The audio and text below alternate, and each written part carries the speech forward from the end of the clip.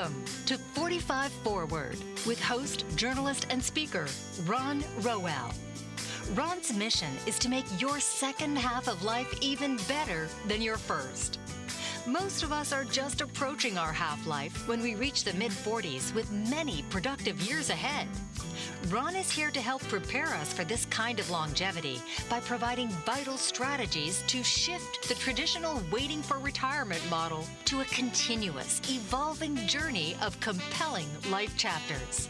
So now, please welcome the host of 45 Forward, Ron Rowell.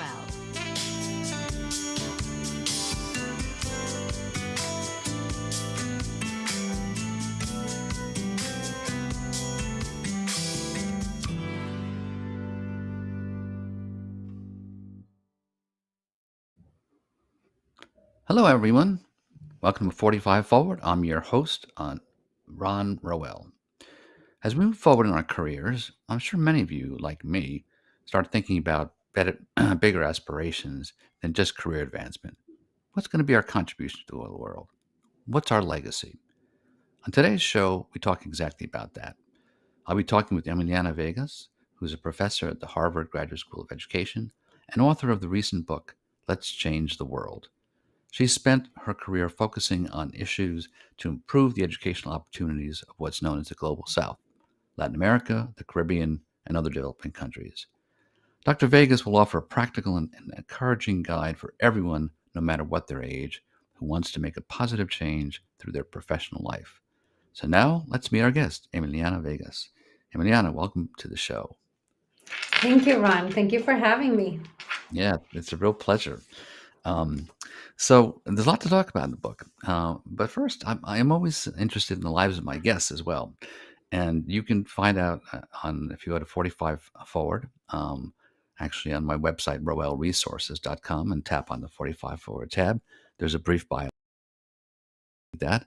But I just wanted to hear a little bit, because I find my guests have fascinating lives. Talk a little bit about how you got into this field. Well, I was very fortunate in many ways. One of the more important ways in which I was fortunate is my parents were big believers in the power of education. Mm-hmm. And while they had not themselves been highly educated, my father dropped out of college to come work for the family business in Venezuela, where I'm originally from, South America.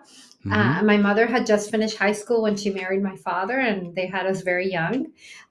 They had apparently, according to them, made Mm-hmm. a pact even when they were dating that all their children would have, better educational opportunities than they had, and in Mm-hmm. particular that we would attend boarding schools in the US for our high school education. And that was really transformative to me. After attending a 4-year boarding school in Connecticut, um, which was academically challenging and also very enriching in many extracurricular opportunities, I returned to Venezuela for college, and I realized quickly that I was in one of the best programs in one of the top universities, surrounded by some of the best students, and that my training, the skills I had learned at Ethel Walker School in Connecticut had really Mm-hmm. given me an edge, a huge advantage in terms of how I knew how to learn, how to organize my time so that I was more productive. And I ended up getting really, high grades without necessarily working as hard as I had before. And I concluded, and I probably wouldn't have said it in so many words, but that probably Venezuela was not the sort of growing economy and thriving country that it could be because of a failing education system. And Hmm. that's how I decided to, really devote my studies and, at that point, to learn more about how to improve education and later to actually work in the field. Yeah, yeah. So for those who don't know, talk a little bit about international development. What's the field entail? The field is, and it involves really helping low income countries and middle income countries get Mm-hmm. to levels of that are more common in high income countries like the U.S., where even though Mm-hmm. there are still challenges and there are pockets of poverty, overall the average incomes are high with respect to the rest of the world. You have good, adequate infrastructure in most of the country. You have good services, water, health, sanitation, education, of course. And so it's really it's a group of organizations that were primarily started after World War II Mm-hmm. to transfers not just funding but also technical capacity to help. Initially it was really rebuilding Europe, and later it became, well, let's help other countries that are in similar situations improve. And so that's what the field is about, essentially. Mm-hmm. Mm-hmm. And the field is broken down into different kinds of organizations, and you've described them. That I guess there are like 5 different areas that you can go into, and you went into. So talk about Yeah. yeah. Mm-hmm. So I, divided them in a sort of easy to understand way, and I did it by the primary function of each of these types of institutions. But many of them do more than just that one function. So one of the groups, I call them the global funders, and these Mm-hmm. are organizations like the World Bank, the International Monetary Fund, the Inter-American Development Bank. I've worked in many of these institutions, or at least in 2 of them, not many. But and also many bilateral funders like the Mm-hmm. Canadian International Development Agency, the UK International Foreign Commonwealth, etc., formerly USAID here in the United States. And these are organizations that their primary mandate is to really provide loans and grants to low and middle income countries. But in doing so, they also provide a lot of capacity strengthening, let's call it, Mm-hmm. technical assistance. They conduct research. That's where people like me come in. The second type of organization is what I call conveners. So the Mm-hmm. best known would be the United Nations. They're organizations whose primary mandate, again, is to convene the key stakeholders, either presidents or ministers of a sector, to share experiences and set common goals and set common agendas. Mm-hmm. The third type is what I call advisors. So there are for-profit and nonprofit organizations who, work as advisors, consultants to both governments around the world, but also these international organizations. And the fourth type is what I call implementers. So these are organizations that actually have boots on the ground, be it the World Food Program, the World Health Organization, Save the Children organizations that really are on the ground. They get both funding from international organizations and governments, and they also work with the others, but they're actually delivering programs on the ground. Right. And so I said, and then the last one is what I call, let's see, I went through funder. Oh, of course, private philanthropy. So I Mm-hmm. distinguish them from the funders because they are usually a private, very wealthy family that has decided to devote much of their wealth to help, again, alleviate poverty in the world. And so there's a big tradition of them providing grants, but also, really supporting, leveraging their, in terms of compared to the international organizations, more limited funding, even though it's very generous, to set agendas and to push certain things, like, for example, improvements in education in a particular region or a particular sector. Mm-hmm. Well, that's helpful because I think people, they want to get involved. Like, this sounds great, but you need to know the lay of the land. And I think the more Yeah. specificity you have, the more you can, channel your energy and navigate the system better.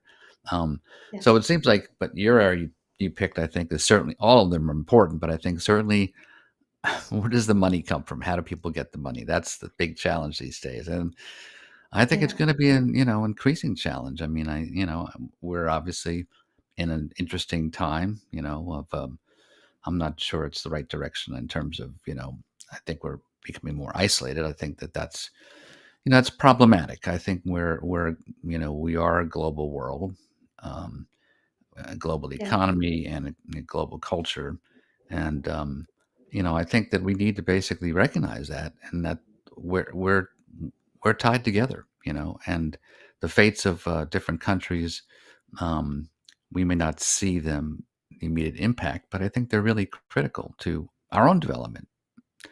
Um, Yeah.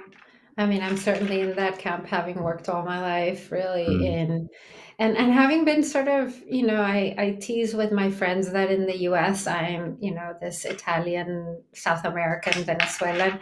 And in Venezuela, I'm this American because I spent huh, so much of my life in the US, and that some of the cultural aspects of the way the US works, I've never really had a job in Latin America. So my work culture is very much what is mhm, more prevalent and more common in the US. And I realized that when I went to work for the Regional Development Bank for Latin America and the Caribbean, the Inter American Development Bank, that because the majority of the people working there are from Latin America or have been students of Latin America, even if mhm, they're from another country.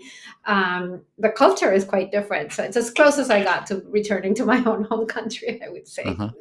What were some of the salient points of differences in culture? And Between the World Bank and the IDB, I think there are, I think, several. The World Bank is a place that is so multicultural mhm, that there are certain norms that you have to maintain in order to make sure you don't offend anyone, right? So the mhm, humor, what might be funny in one culture, will not be in another. mhm, Um, mhm, Etc. And I think at the once I arrived in the Latin American, Inter-American Development Bank, um, I was experiencing some jokes that I knew at the World Bank would have seemed quite inappropriate or mhm, sexist, for example, because the mhm, culture allows for that and it's accepted. And if I had received the same type of jokes in the World Bank, I might get offended and find it like inappropriate. But at the IDB, I would have had to be offended, all the time. So I decided, well, it's cultural differences, and I understood it, fortunately, even though, I must confess, I don't always love that part of my own culture. mhm. But it's nice to also have, a sense of humor and be able to use humor alongside your serious professional work. Yeah. Well, I mean, it's important to engage in different, and be aware of different cultures. I mean, I think that it's overall enriching. I think having to actually interact with people and just spend every day with them, I think breaks down stereotypes, even though you may have disagreements about things.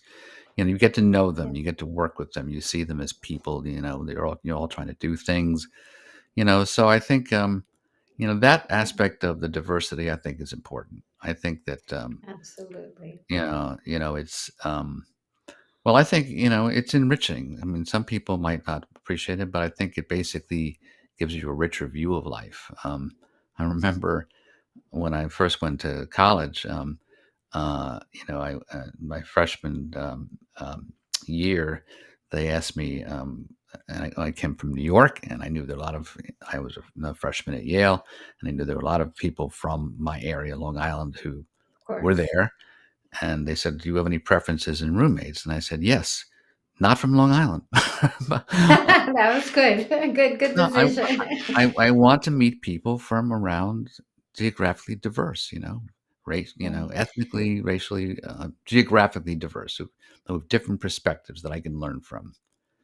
I mean, one of the things that I found most gratifying about working at a place like the World Bank is that the job and the work, whether you're directly working with countries in Africa or in the Middle East or in Latin America, you're exposed to people from all these countries, and often you have exchanges. So you might Mhm, bring people from the country that you're advising to learn from another country, and the bank facilitates a lot of that. So it got me, as a fairly young woman, the opportunity to go to Africa, to the Middle East, to East Asia, to South Asia. And, it just, I think one of the things that I learned very early on in my career, is that no matter how different we look as individuals, our skin mhm, color, the religious preferences, even how we dress and how we celebrate different events, ultimately deep down we all the same. We all want the same things. We want peace. We want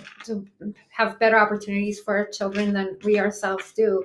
And so you mhm, see that, particularly when you're working in the education sector, you're interacting with children and their families and the decision makers, and you realize everybody and ultimately deep down wants the same things. It's just that we're born in different settings. But how do we communicate? If we're sincere, we're more similar than different. Right. Yes, I just was on another podcast with a woman who wrote a book called Our Common Ground. So, one of the Sounds premises that familiar. there is more that we share than we realized, and so. So I think this is great. I'm gonna, we're gonna take a quick break, Emiliana. But when we come back, I want to talk more about the book itself and what's in the book and how you organize it and what's goals you were in writing the book. So, folks, when we come back, there'll be much more. We'll be talking with Emiliana Vegas, who is the author of Let's Change the World. So don't go anywhere. Mike Zorek, a three-time California state champion in Greco-Roman wrestling at 114 pounds. Mike, blind since birth, was born in Hartford, Connecticut. He was a six-time national placer, including 2 seconds, 2/3, and 2/4. He also won the Veterans Folk-Style Wrestling twice at 152 pounds. In all these tournaments, he was the only blind competitor. Nancy Zorek, a creative spirit whose talents have taken her to the stage and into galleries and exhibitions in several states. Her father, a commercial artist who shared his instruments with his daughter and helped her fine-tune her natural abilities, influenced her decision to follow in his footsteps. Ms. Zorek has enjoyed a fruitful career doing what she loves. Listen Saturday mornings at 12 Eastern for the Nancy and Mike Show for heartwarming stories and interesting talk on the BBM Global Network. Are you struggling to care for elderly parents or a spouse? Do you wonder if being a caregiver is making you sick? Are you worried about taking time off work to care for elderly parents and balance work, life, and caregiving? Has caregiving become exhausting and emotionally draining? Are you an aging adult who wants to remain independent, but you're not sure how? I'm Pamela D. Wilson. Join me for the Caring Generation radio show for caregivers and aging adults, Wednesday evenings, 6 Pacific, 7 Mountain, 8 Central, and 9 Eastern, where I answer these questions and share tips for managing stress, family relationships, health, well-being, and more. Podcasts and transcripts of The Caring Generation are on my website, PamelaDWilson.com, plus my caregiving library, online caregiver support programs, and programs for corporations interested in supporting working caregivers. Help, hope, and support for caregivers is here on The Caring Generation and PamelaDWilson.com.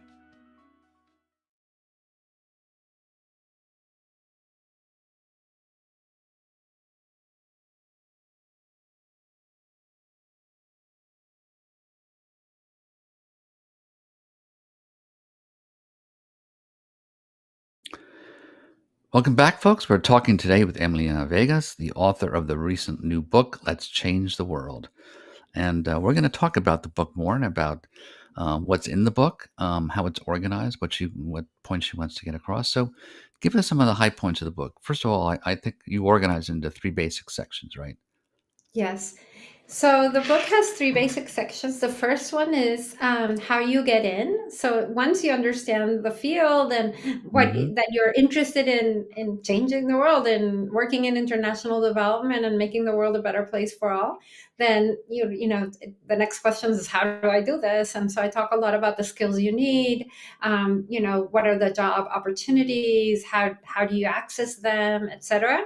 The second part is how you thrive. So, I was very fortunate to come in a particular path, but I also saw many other ways of, advancing in these institutions, and so I talk a lot about that. And finally, which is really the purpose of the book, is how do you have a real impact and how do you make a difference within within these organizations, which tend to be diverse, bureaucratic, in the global funders case, with a lot of stakeholders, because many of the donor countries are involved in the governance as well as the recipient member countries. So they have this angle that makes them complex, but Mhm. also and not as agile as, let's say, a startup. But at the Mhm. same time, they have a lot of access to decision makers all over the world, and they have resources. And so you can use those two levers to really have impact. And I Mm. was able to figure that out while I was Yeah. there. Yeah. So you're a navigator. You're helping people get through this field. Yeah. So when people get involved, are there do you find that there are skills that they need more development, or that they're lacking, or So it depends a lot on the type of organization, as Mhm. we were talking earlier. So there, if you're in an implementing kind of organization, the sort of project management skills and ability to get things done become Mhm. very, very important. Although I think those are important for everything, but Right. particularly important um, if you're in a convener organization. Sort of diplomatic skills, language skills, the ability to bring people who might be of different backgrounds Mhm. and cultures to come to agreements, and that becomes very important. And I Right. would say in the funders, particularly the global funders, the International Monetary Fund, the development banks that I worked in, the sort of preponderance of the employees there are economists. So it is a financial institution, and in that way, Mhm. so I say, even though, for example, some of my colleagues in the education sector were not economists, I'm an economist of education, trained in a graduate school of education, but with a lot of economics courses under my Mhm. belt. But not everybody who studies education policy might have so much, economics, or even if you are Mhm. like an expert in teaching and learning, we need you. But it's helpful if you also can understand how economists talk, at least, and what they mean when they're talking about opportunity costs and benefits and cost effectiveness, because that's kind of the common language around the halls and in the meetings. And so I talk Mhm. about those differences become important as you know, want to get a job there. Yeah, yeah. So speaking of cost effectiveness, I think, this is something that, comes up quite a bit. Like, what is, the cost effectiveness of this kind of um, investment in countries? How do you address these issues in terms of, explaining, why it's worth the investment? So, one of the advantages of being sort of in the mix between researcher and applied researcher, which is how Mhm. I really see myself, is that in education and in other sectors, we have really advanced a lot in doing what economists would, again, referring to economists, would call rigorous research about what works and how, and then Mhm. if you combine that with knowing how much it costs, then it's that combination that allows you to estimate, for each dollar that you invest in something, how much benefits do you get. And so, for example, in education, it's common to talk about benefits in a reduced way, admittedly, which is in student learning of particular subjects, in particular reading and math, because these are considered to be the foundational skills to then continue learning.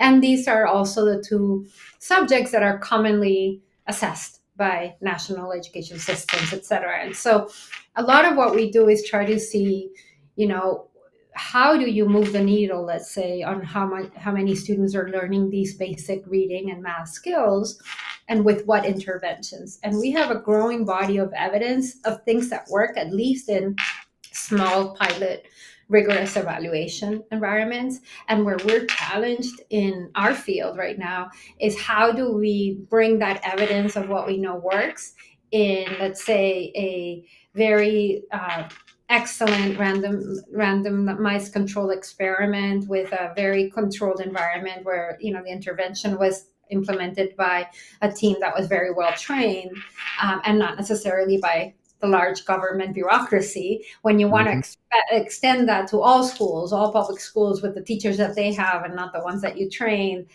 how would that work? And often we find that it doesn't work in the same way, and that and so we're trying to move the field to think less about, let's do pilots in very controlled settings, but really let's pilot things in the real world with government partners. And what's exciting is that many of the partners in the countries that we're working with are open to that and are open to recognizing that it's important to, as you innovate and introduce new interventions, you also need to build the capacity to learn whether they're working. Mm-hmm. And I wish it was even more so. I still find in my conversations with decision makers too often that they really have firm convictions that something will work, but they don't really have solid evidence that it is working, or that, and then they continue down a path for a long time with a lot of investment and they don't see results. And you wonder why, and they don't have a good answer. They just are frustrated. And so that's a role that I think researchers can play to help initiatives that are funded by both international development organizations as well as the governments themselves be more cost effective. Yeah. Yeah. Evidence-based, action is, I think, what's needed today. I mean, I think that certainly it's, you need to make some calculated risks, but then you need to figure out what is the evidence. So are most of your partners, are they a combination of government agencies and other nonprofits, or? So now that I'm at Harvard at the Graduate School of Education, I I just started a lab that we call ELA, so Education Lab for Latin America. That's my region Mm-hmm. of focus. And what we do is we're basically partnering with education systems, so governments, but also with NGOs to try and help them build that evidence, but really to solve the problems that they have. So we don't come with an agenda that what we can bring to the table really is really talented students and other faculty members who have research abilities, but also have a very deep understanding of what works, and some of our faculty have generated some of the best evidence, for example, of what works to promote reading in early grades. And so taking some of those lessons, trying and adapting them to the right context, and then seeing if that works and how that Mm-hmm. works. And, I always say to our partners that it's not just whether it works or not, but it's for whom and when.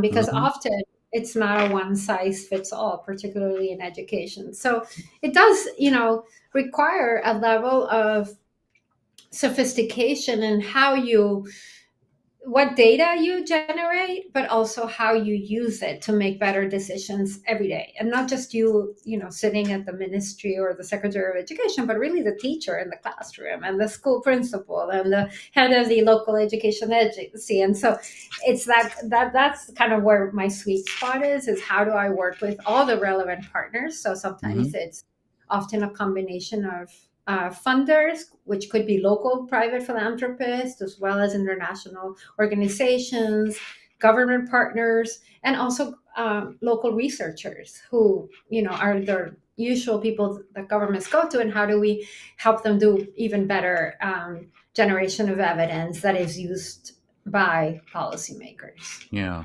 So, but your field basically is in the education component, not in, I mean, like building projects or, or Well, the infrastructure. field of international development has everything, Right. including infrastructure. So, for example, when I was head of the education division at the Inter-American Development Bank, we had a portfolio of projects. And depending on the country's needs and also what the government asks for of the bank, we might have projects that are primarily about building schools in rural areas because they had a Mm. shortage of resources to provide, adequate learning spaces. We had projects that were on the other extreme, helping them, build better data systems to have better information to make decisions. So you would say not infrastructure, but really more technical capacity. And they also needed training for that, and it's costly to do more than the actual infrastructure. So we had the whole range. Now that I'm in academia, it's obviously very different. Yeah. So let's talk about that now. So you made a transition to academia. I imagine part of it was, you more flexibility to work on different things. it's also you fresh faces to work with and learn from, and they can learn from you. So talk about that transition. What was that like for you? I Well, know and that. this is actually one of the best spaces to talk about that because of your audience of 45 forward. I Mhm. think I'm also in that group. And,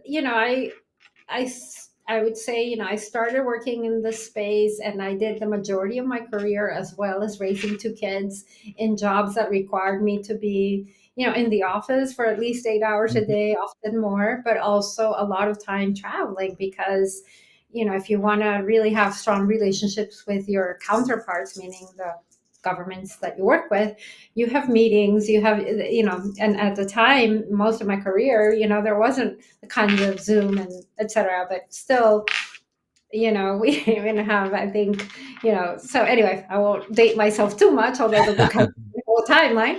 But your audience and you will know that Yeah. the in person, and so I was often in a plane in a day's notice, Mhm.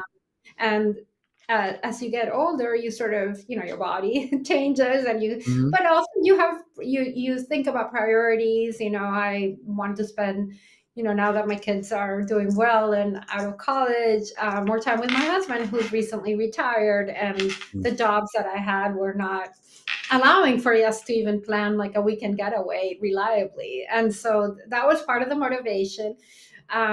I think, like you said, there's nothing like being surrounded by really smart, passionate people about what they do. And great universities allow you to do that. So I'm surrounded by some of the top people in my field. And actually, one of the exciting things about professional schools like the Graduate School of Education is that we have, researchers who are at the core producing, let's say, pushing the boundaries of what we know. But we also have those same researchers working in partnership to both conduct their research, but really to have impact on the ground. So our students are coming to really not just be pure researchers, but really push, change. Our motto as a school is learn to change the world.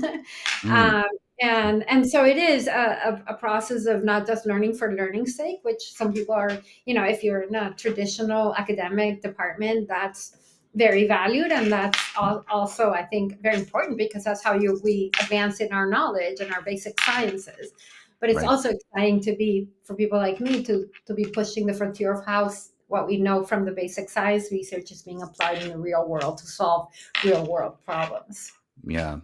Well, I think that is important. I think that that's, one of the things that is, part of the criticism today is, and I think, having had a liberal arts education myself, I can talk a little bit more about that on the other side of the break in terms of the value of that. But this is a combination of knowledge and exploration and utility. So, um, we're going to take another quick break, Emiliana, but we've got a lot more to talk about in our last segment. So, folks, we are going to take a short break, but when we come back, we'll be talking much more with Emiliana Vegas, the author of the book Let's Change the World. So don't go anywhere. We'll be right back. Dr. RC will share extraordinary resources and services that promote educational success, as well as making a difference in the lives of all social workers, as well as the lives of children, adolescents, and teens of today. She will have open discussions addressing many of the issues that we face about our youth and how being employed in the uniquely skilled profession of social work for over 18 years has taught invaluable lessons through her personal experiences. She will also provide real-life facts, examples, and personal stories that will confirm that why serving as a child advocate is extremely beneficial when addressing the needs of the whole child. Listen live to Dare to Soar, Saturdays, 10 a.m. Eastern on the BBM Global Network, and tune in radio as Dr. RC will provide thought-provoking information that will empower, encourage, and strengthen students, families, and communities across our nation. You can also visit her at soarwithkatie.com. Author, radio show host, and coach John M. Hawkins reveals strategies to help gain perspective, build confidence, find clarity, achieve goals. John M. Hawkins' new book, Coached to Greatness, Unlock Your Full Potential with Limitless Growth, published by iUniverse. Hawkins reveals strategies to help readers accomplish more. He believes the book can coach them to greatness. Hawkins says that the best athletes get to the top of their sport with the help of coaches, mentors, and others. He shares guidance that helps readers reflect on what motivates them, rediscover and assess their core values, philosophies, and competencies, find settings that allow them to be the most productive, and track their progress towards accomplishing goals. Listen to John Hawkins' My Strategy, Saturdays, 1 p.m. Eastern on the BBM Global Network and TuneIn Radio.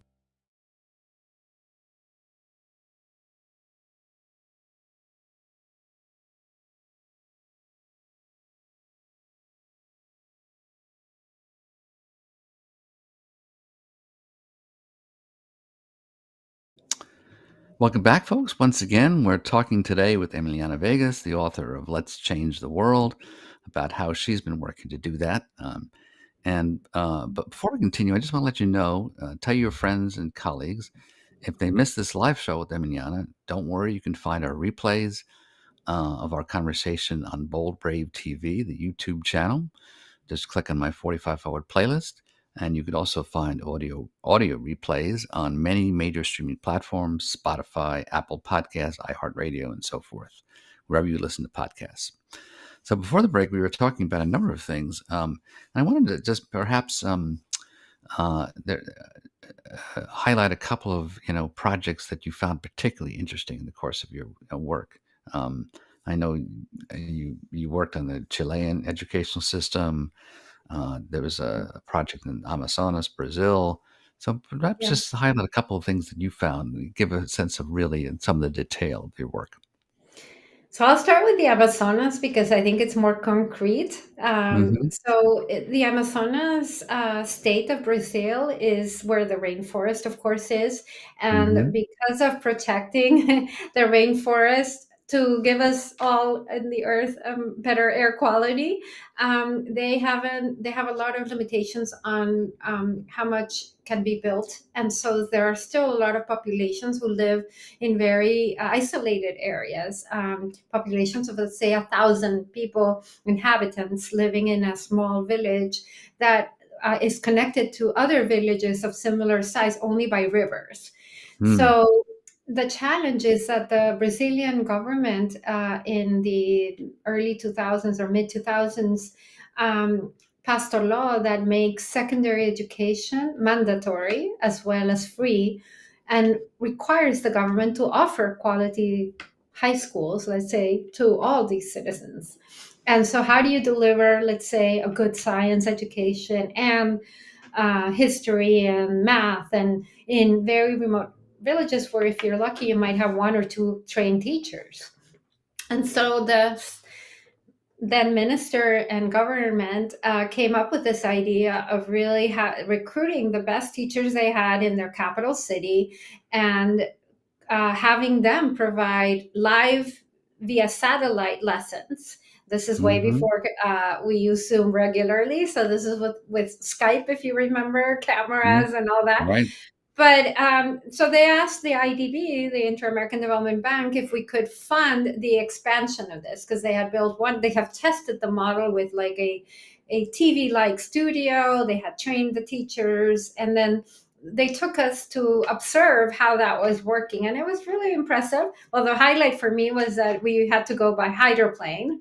And so that was my first and only time I've been on one, and landed in the river, and then went to the small village and saw the school facility as well. Was very impressive. And the way they got enough students to attend was these students would travel 3 and 4 hours by boat to go to school. So they were very committed, and they needed funding. So that was one project that is very exciting, because you could really feel the opportunities that you were creating by expanding this. And in Brazil, as in the US, education is run by states and not the federal system. And so the neighboring state of Pará also, which has similar rural villages, is also part of the Amazonia rainforest, ended up adopting and replicating the same reform. The other one that I'm particularly proud of, only because it was something that I really hadn't been trained for, but I knew it Mm-hmm. was a very important reform. And it was in Chile, uh, former President Michelle Bachelet. She was faced with a lot of protests by students in the Mm-hmm. streets demanding improvements in the quality of schools, Mm-hmm. particularly of public schools, because at the time, in order to get into universities, and still today, you have to pass a very high stakes university entrance examinations. It's like the SAT, but not the same, because the SAT, universities look at different variables to admit you. Mm-hmm. SAT is one of them. But in this context, it's the one variable. So if you don't meet a certain score, you won't get in no matter what else you do. And research and evidence was showing that students who were attending public schools, even though they have a voucher system in Chile so that the government provides the same funding per student and families choose whether to attend a public or private school. And for many reasons, the students who were coming from these public schools that had been promised, essentially the same resources, the same opportunities, were finding themselves not able to get into the top universities. And so they led these protests. And one day the president says, I'm going to create a superintendency of education. And Chile has a superintendency of banks. And it's essentially like the bank regulator to make sure that banks actually have the capital they need Mm-hmm. to ensure the loans, etc. Well, similarly, that private and public schools that are receiving public funds are delivering on those funds, and that the government is ensuring that all the resources are going actually to the educational process. Mm-hmm. But nobody knew what that meant, and what would this institution do, and what would the Ministry of Education do, and what would the municipal governments or districts that were running schools do, and how would that all relate. So they asked the World Bank to do some research, essentially, of what countries with similar systems, school choice based systems and funding models similar to those of Chile, how did they regulate sort of the financial aspect of education, and how did they Mm-hmm. ensure quality? And so Mm-hmm. this ended up being a large project that I led at fairly early stage in my career, that taught me a lot of lessons, because this was not one example where you have a controlled experiment or rigorous Mm-hmm. evaluation that you could refer to, because these large scale reforms seldom can be done in a controlled experiment way, but you did have a number of countries that could be used as exemplars, let's say, that had very good student learning outcomes and Mm-hmm. low inequality, and had different ways of managing their quality assurance from the government side. And so that was something that I really ended up learning a lot from. How do you do this kind of research that's different in nature, more comparative education research, if you wish? And then how do you engage with different stakeholders in the country to understand what are their worries and their concerns, and also bring that back to the decision makers. So in a sense, we spent a lot of time studying these systems, but really drawing lessons and then consulting locally to see, how does that sound to you? Does what we interpret you're doing and what we think might work sound right to you, or completely off? And then perfect the research in that way. And that ended up being a very important part of a reform that took place in the 2000s, and I believe 2010, it was approved by Congress. In Chile, any major reform has to go through their Congress, and it's not a simple majority. So it requires a lot of consensus building between different parties, left and right, and center left and center right, etc. And, it's been now gradually implemented, and I won't say that we solved all the problems in Chile, and for sure there are many, but one of the things that it has done is made has made schools both be more accountable for student learning, and not just for enrolling and retaining kids, but Mm-hmm. also make the government more evidence-based, in the sense that they now have better information about how public resources are being used. They can support schools that are performing at different levels differently, and they have a whole institutional setup to do that better than they did before that reform. Yeah. Yeah. As you talk about this, what occurs to me is that, the old notion in education of, compare and contrast, right? When you write papers, and I think that, I'm sure that there are lessons you learned, from abroad that you can take back to the U.S. and perhaps, inform our educational system. Anything come to mind in terms of, applicability of how we might, implement some of these things that you learned abroad here?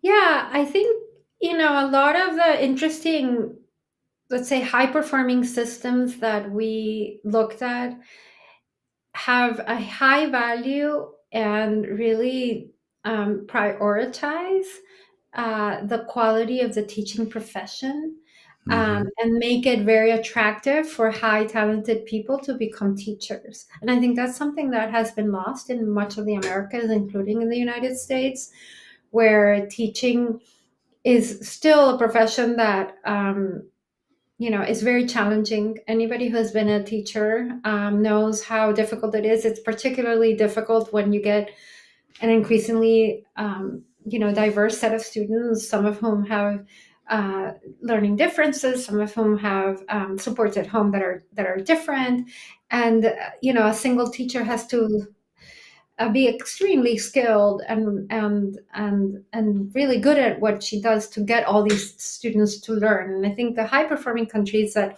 um, that recognize this have placed a real value on who can be a teacher, and in order to have enough teachers, they have to pay them well, they have to support them well, they have to create the conditions that the profession itself is attractive and respected, economically and socially. And I think that is an important lesson. I think particularly we saw during the pandemic, um, Right. a lot of teacher burnout, and we've seen a lot of former teachers choosing to take other paths for their own mental health, I think, and well-being, which is totally legitimate. But it actually is in not in the best interest of our countries to have not the most and best people doing one of the hardest jobs, which is training our future generations, right?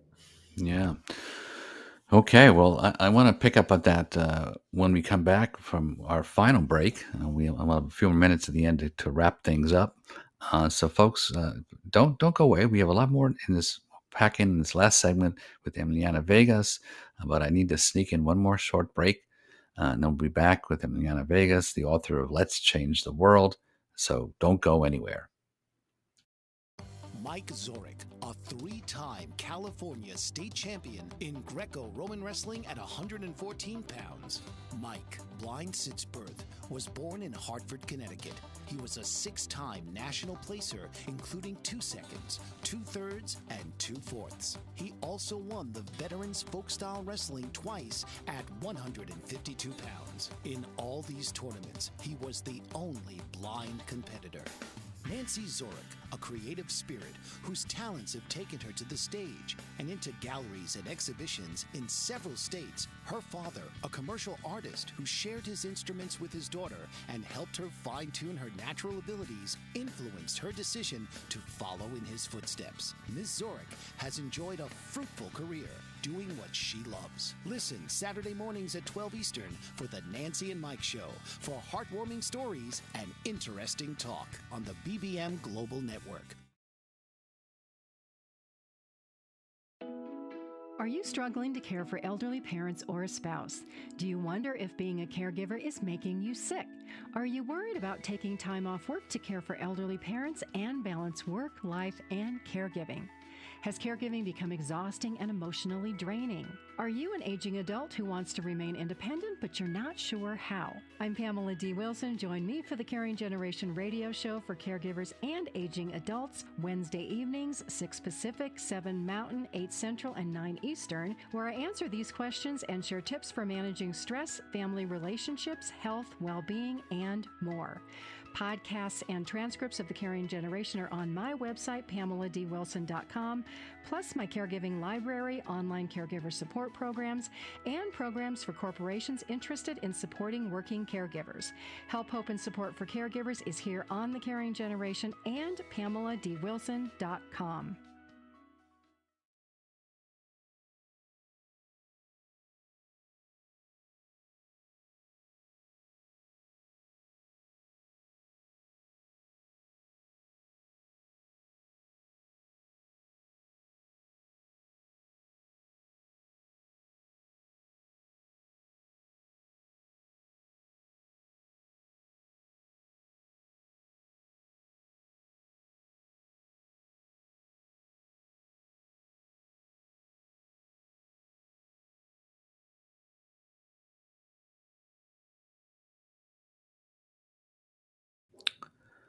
Welcome back, folks. Once again, we are talking with Emiliana Vegas, the author of Let's Change the World.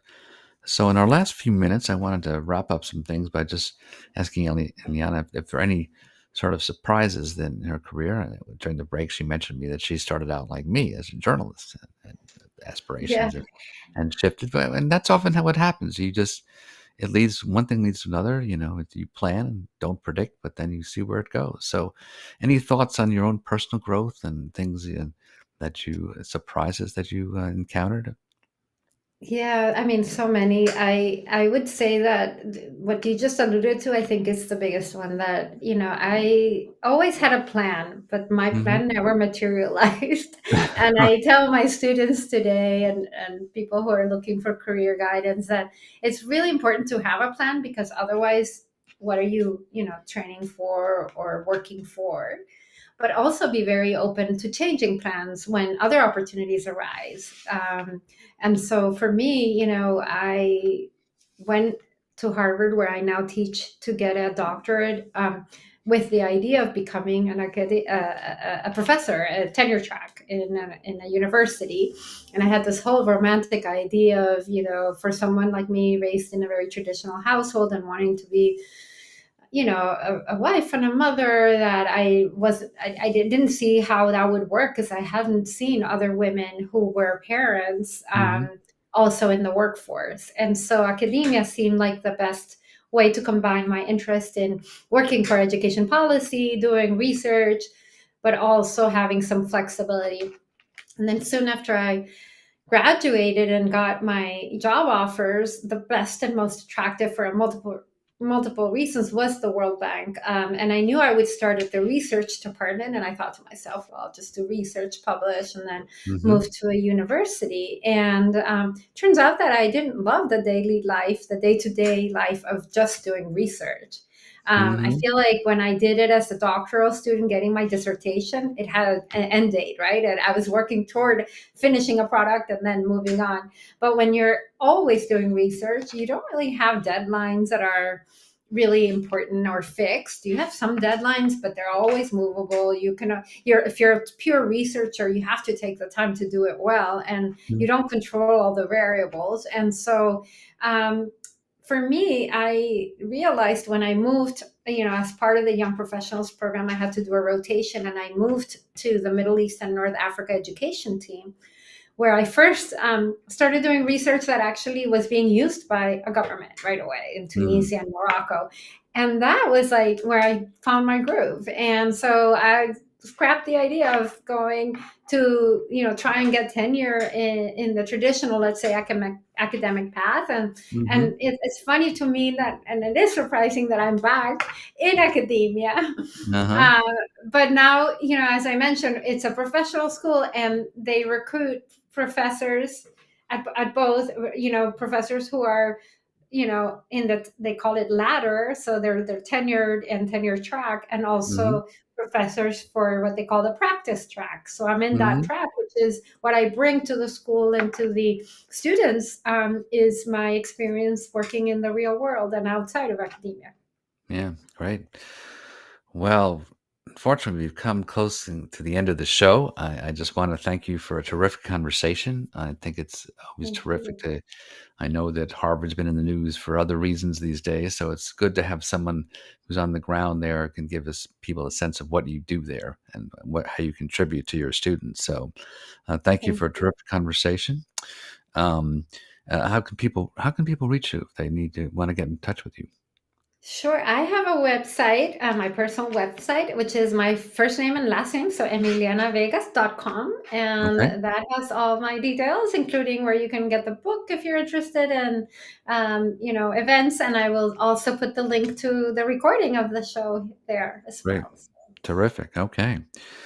So, folks, once again, this has been 45 Forward on Bold Brave TV.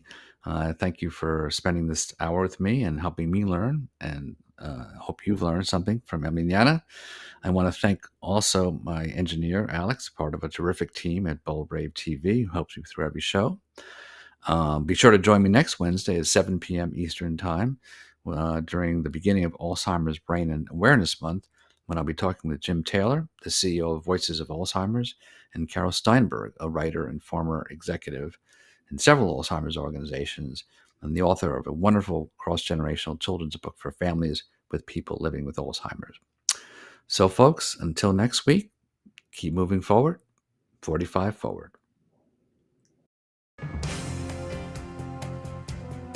This has been 45 Forward with host Ron Roel. Tune in each week as Ron tackles the many aspects of health, finance, family and friends, housing, work, and personal pursuits, all as part of an integrated plan and to take charge of your unretiring life during these uncertain times. Wednesdays, 7 p.m. Eastern on the Bold Brave TV network, powered by B2 Studios.